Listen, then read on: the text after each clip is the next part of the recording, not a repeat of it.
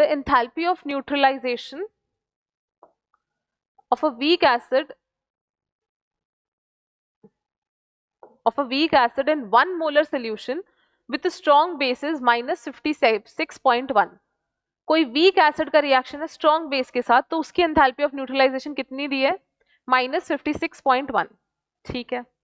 If the enthalpy of ionization of acid is 1.5 kilo calorie per mole. अब जो weak acid है उसकी ionization enthalpy भी दे दी, कितनी? 1.5 kilo calorie per mole. And enthalpy of neutralization of the strong acid with strong base is -57.3. That we know 57.3 होता है. What is the percent ionization of the weak acid in molar solution? हमसे क्या पूछा है? Percent ionization पूछा है weak acid का. ठीक है.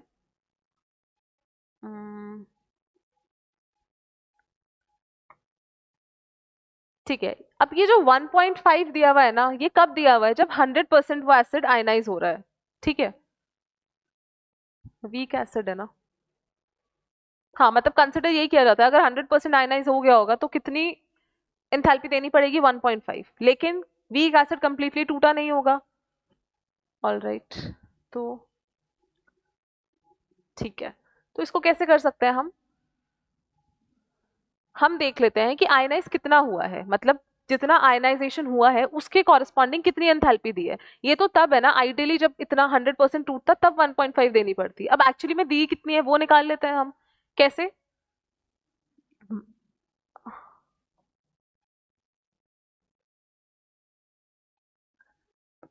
आनी कितनी चाहिए थी स्ट्रॉन्ग एसिड स्ट्रॉन्ग बेस के केस में? -57.3.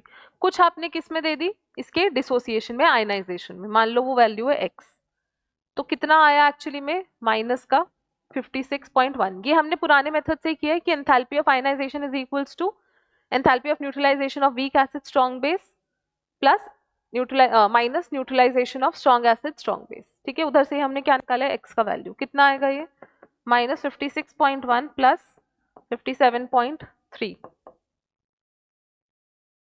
4 5 6 7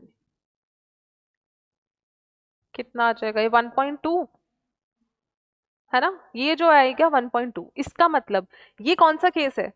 1.2 जो आयनाइजेशन आया है हमारे पास बेसिकली वो कब आया है? जब एसिड 100% आयनाइज नहीं हुआ. ठीक है. तो अब जब परसेंटेज निकालनी है तो कैसे निकालेंगे हम? जो डिफरेंस होगा इनका, that is 1.5 minus 1.2 divide by 1.5 into 100 which is 0.3 upon 1.5 multiply by 100. कितना? 20%. कैसे किया है हमने कि स्ट्रॉन्ग एसिड स्ट्रॉन्ग बेस को लगनी -57.3 चाहिए थी. ठीक है. लेकिन मिली कितनी? 56.1. तो बाकी की कहाँ चली गई एसिड को आयनाइज करने में? That is 1.2. ठीक है. इन दोनों का डिफरेंस यानी कि 1.2. अब 100% अगर एसिड टूटता तो आयनाइजेशन एसिड का कितना होता है? 1.5. लेकिन टूटा कितना है? 1.2 के कॉरेस्पॉन्ड. तो चेंज कितने का है? 0.3. परसेंटेज निकालनी है तो डिवाइड बाय 1.5 इंटू 100. यानी एसिड कितना आयनाइज हुआ है हमारे पास? 20%. ठीक है.